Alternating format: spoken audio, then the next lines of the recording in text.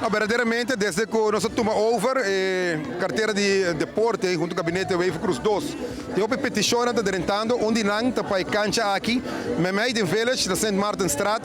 cancha conhecido que era praticamente uma ruína. E agora nós analisamos, ela que traz begroting para por cambiar o piso completo e direção em qualidade ultramoderna, nós podemos apreciar isso aqui. Uma outra companhia a parte para fazer full fencing, também um fencing completamente novo, e havia outra companhia para fazer instalação de corrente e a introduzir LED light também, qual está querendo acender se tu custa bom dia sonora noite todo dia.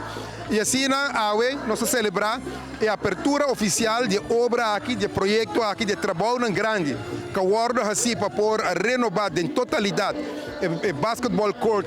den village, den coração de San Nicolás, pero mais contento me portar, cara não contento de nos jovens não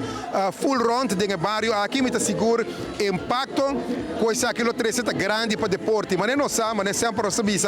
cada vez nós invertir de infraestrutura de deporte, nós está abrindo oportunidade para nós jovens não por praticar deporte, criar caráter, ser uma melhor pessoa para a comunidade e botar logra quitar não fora de caia também. Pois daqui na gabinete Wave Cruz 2, seguro nosso ministro presidente Evelyn Wave Cruz,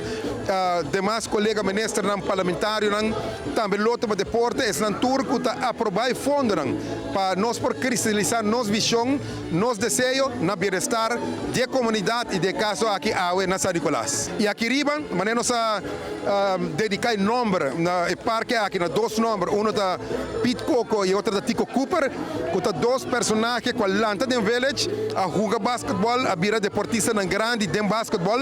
e esse é exemplo lá que nós queremos transmitir e com o honor a dedicar e cancha aqui na dois nomes também.